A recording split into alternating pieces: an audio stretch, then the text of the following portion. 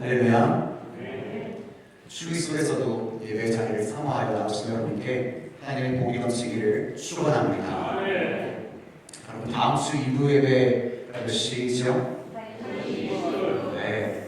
여러분 2시에 오시면 곤란합니다. 꼭 1시 20분에 오셔서 전교인 인도에도 참석하시고 축복된 하루를 보내시기 바랍니다. 계속해서 여호수아 시리즈로 합니다. 여호수아 1장은 이스라엘 역사상 가장 위대한 영웅인 모세의 죽음으로 시작됩니다. 이제 가나안 정복이라는 본격적인 역사가 시작되어야 할 때 그 시점에 모세가 세상을 떠난 것입니다. 이스라엘 백성들에게는 모든 것이 무너져 내릴 듯한 아주 절망의 시간이었을 것입니다. 신명기 34장에 따르면 모세 백성들이 모세를 위해 30일 동안 애곡했다고 기록되어 있습니다. 그만큼 백성들은 슬펐고 그만큼 힘든 시기였습니다. 그리고 모세를 그림자처럼 보자 하던 여호수아, 그 사람이 느꼈을 슬픔과 상실감 역시 컸을 것입니다. 많은 사람들이 지도자가 바뀌면, 특히 하나님의 사역에 귀하게 쓰임받던 지도자가 떠나면 이제 그 교회나 그 사역이 끝났다고 생각하곤 합니다. 근데 여러분, 지도자가 바뀐다고 해서 정말로 모든 것이 끝나는 것일까요?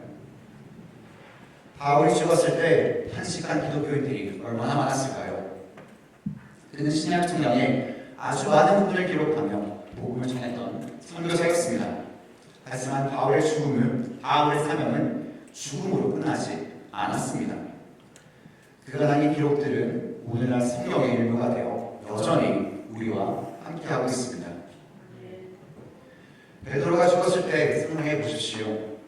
사도 중에서도 대표적인 인물이었는데 그런 베드로가 죽었을 그 당시에 얼마나 많은 교회들이 절망적이었겠습니까? 주님이 이 반석 위에 내가 교회를 세우리니 했는데 그 베드로가 죽었습니다. 근데 그 뒷부분에 이렇게 나옵니다. 음부의 권세가 이기지 못하리라. 아멘. 세 번역에는 이렇게 나옵니다. 죽음의 분들이 그것을 이기지 못할 것이다. 그리스도에 의해 세워진 교회, 하나님 마음에 합한 교회는 반드시 일어섭니다. 아멘. 예수님의 죽음조차 그 복음을 막지 못했습니다. 오히려 부활의 증거와 함께 복음은 더 멀리 퍼졌습니다. 아멘. 하나님의 비전은 계속됩니다. 아멘. 우리 경험에, 사람의 생각에 순간순간 끝난 것처럼 보이지만 그저 시작에 불과했습니다. 역사의 주관자는 오늘도 오직 하나님이심을 믿으시기 바랍니다. 아멘. 여러분, 교회는 한 사람만 보고 오는 곳이 아닙니다. 아무리 유능한 리더라도 실수하기 마련입니다. 누군가를 깊이 알아갈수록 좋은 점도 발견하지만 그만큼 알아갈수록 그 사람의 허물과 약점도 더 많이 보게 됩니다. 그러면서 결국 목사에게 특별한 능력이 있는 것이 아니라는 것을 깨닫게 됩니다. 여러분, 목사는요 슈퍼맨이 아닙니다. 초인이 아닙니다. 그저 하나님의 부르심을 받았을 뿐입니다. 우리의 주변에서 우리의 기도해 주시고 사랑으로 허물을 덮어주며 늘 곁을 지켜주시는 동역자들의 채워주심이 없다면 우리는 결국 이 사역을 감당하지 못합니다. 교회는 한 리더나 비전 그리고 교제 혹은 프로그램보다 그 모든 것 위에 그 모든 것을 주관하시는 하나님을 바라보고 오는 곳입니다. 우리의 유능함이나 무능함이 본질이 아닙니다. 진정으로 중요한 것은 하나님께서 우리와 함께 계시느냐입니다.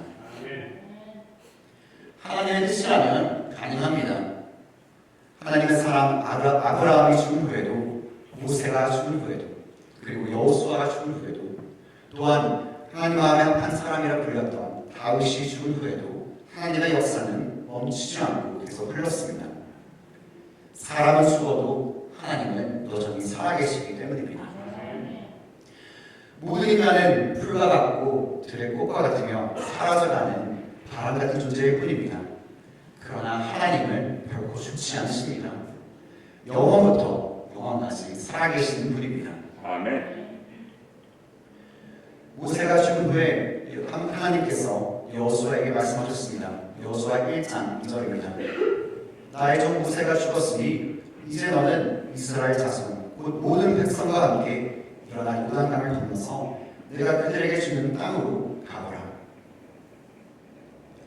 이제 충분히 슬퍼했으니 그만 주저앉아 있고 일어나 나아가야 할 때라고 하시는 것입니다. 아멘. 3절입니다. 내가 모세에게 말한 바와 같이 너의 발바닥으로 밟는 곳은 모두 내가 너에게 주었노니. 아멘. 이미 시작부터 약속해 주셨습니다. 모세는 세상을 떠나고 없었지만 하나님의 약속은 여전히 살아있었습니다. 아멘. 그리고 5절에서 하나님은 가장 중요한 약속을 주십니다. 내 평생에 너를 능히 대적할 자가 없으리니 내가 모세와 함께 있었던 것 같이 너와 함께 있을 것이니라. 아멘. 내가 너를 떠나지 아니하며 버리지 아니하리니. 아멘.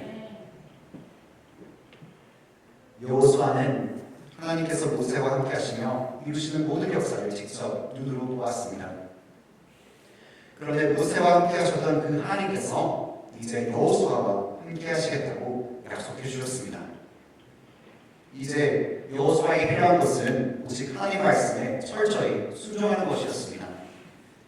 흔들리지 않고 그 말씀에 머물기만 하면 모세와 함께 하셨던 전능하신 하나님이 여호수아의 삶 속에서도 동일하게 역사하실 것이었습니다. 아멘. 여러분, 지난주에 여호수아와 갈렙처럼 되기를 다짐하지 않으셨습니까? 아무도 안 하셨나봐요? 다시 뵙겠습니다. 여러분, 지난 주일날 여호수아와 갈렙처럼 되기 다짐하지 않으셨습니까? 두려워서 불순종하는 10명, 성경에 그 이름은 기록되어 있지만 아무도 기억 못하는 10명, 그 10명이 아니라 믿음으로 하나님을 믿고 용기를 낸 갈렙과 여호수아 되기로 다짐하셨습니다. 그렇다면 이제 하나님의 법을 지키고 좌우나 치우치지 않고 견고한 믿음으로 살아야 합니다. 아멘. 그러면 하나님께서 역사하십니다. 아멘. 사람은 연약해서 좌우나 치우칠 수 있기에 그 명령이 성경에 나오는 것입니다. 사도 바울이 고린도 교회를 향해 견고하며 흔들리지 말며 항상 주의 일에 힘쓰라 그렇게 말한 이유는 우리는 흔들리는 존재이기 때문입니다. 우리는 신앙생활을 잘 하다가도 누군가의 속삭임에 흔들립니다. 열심히 봉사하다가 사역하다가 부딪히는 사람 때문에 좌우로 요동칩니다. 흔들리는 사람들이 있기 때문에 흔들리지 말라고 하시는 것입니다. 여러분, 흔들리지 않는 믿음 생활을 하시길 축원합니다. 아멘.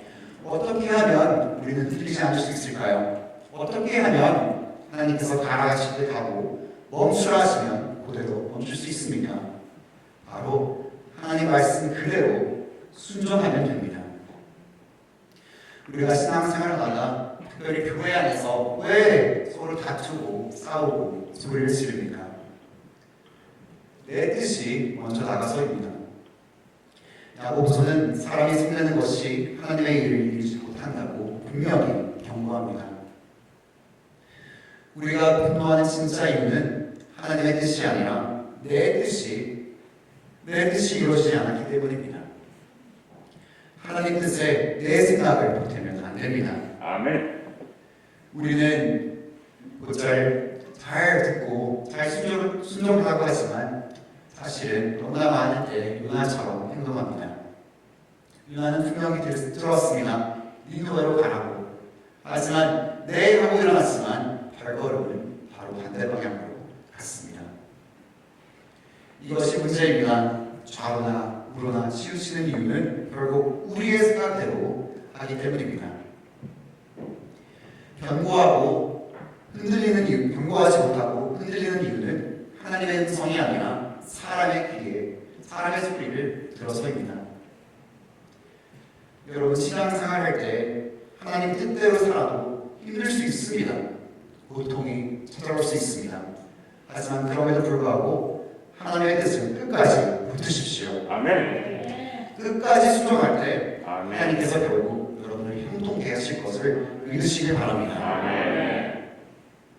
8절에 보면 하나님의 명령에는 세 단계로 나눠져 있음을 볼 수 있습니다.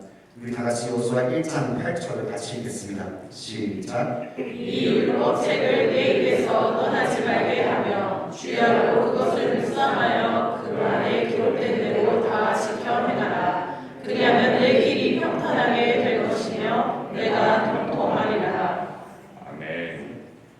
첫 번째로 말씀하시는 것은 율법책을 입에서 떠나지 말게 하고 명령하셨습니다. 여기서 이 율법책은 히브리어로 토라입니다. 모세오경을 말하는 것입니다. 이 모세오경에는 하나님께서 이스라엘을 위해 행하신 일들과 모세를 통해 어떻게 하나님께서 역사하셨는지가 상세히 기록되어 있습니다. 이 말씀을 입에서 떠나지 않게 하는 것은 하나님께서 행하신 일들을 끊임없이 읽고 기억하라는 말입니다. 아멘.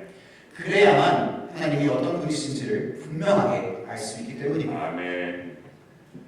우리의 모든 일의 배후에 살아 역사하시는 하나님이 계시다는 것을 우리는 반드시 깨닫고 기억해야 합니다. 아멘. 우리가 말씀을 읽을 때 깨달아야 하는 것은 살아계신 하나님과 그분의 능력입니다. 아멘.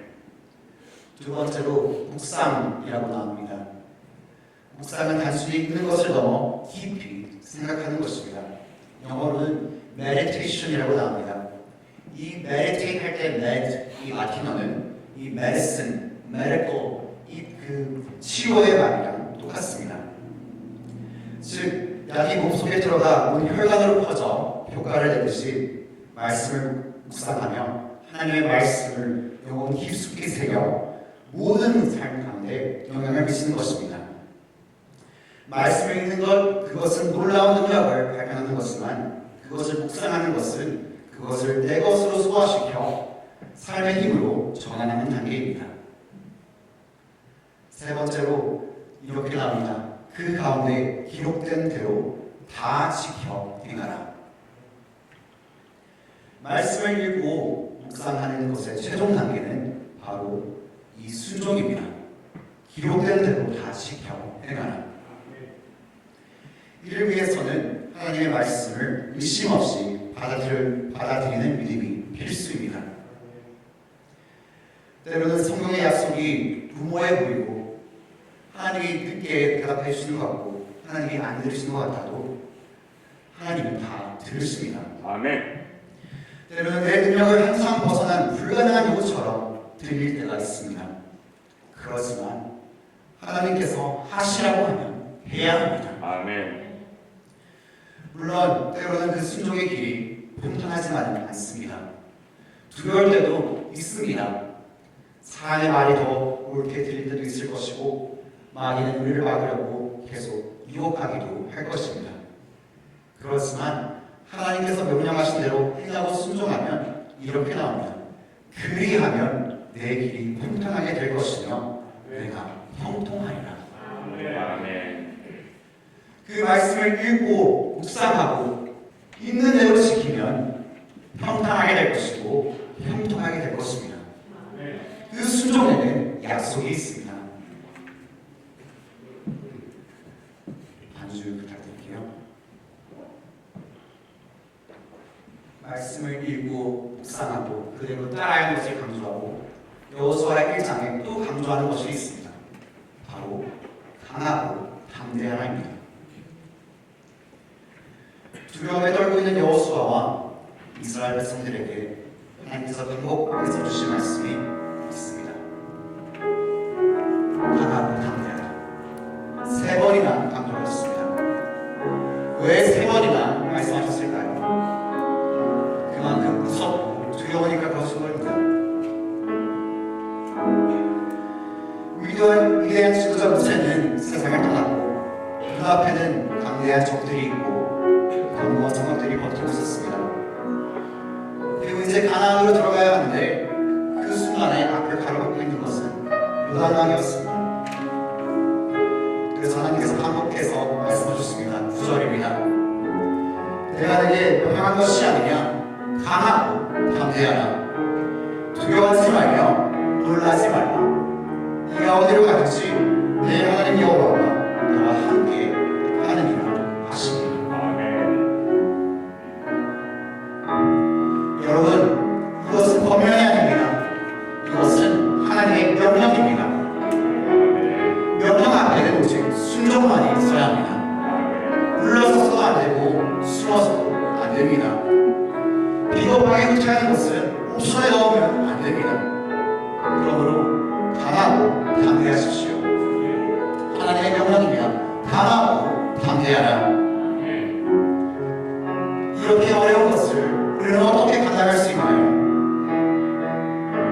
바로 하나님이 약속해 주셨기 때문입니다. 네가 어디로 가든지 함께하겠다. 그 약속 때문입니다. 세상은 하나님께서 함께하시는 사람을 통해 평안합니다. 그리고 지금 이 시대는 그런 사람들이 너무나 필요한 시대입니다. 하나님께 모든 것을 맡기고 마음을 강하게 하며 담대함으로 뚝선 사람, 여러분 그런 사람이 되길 축원합니다.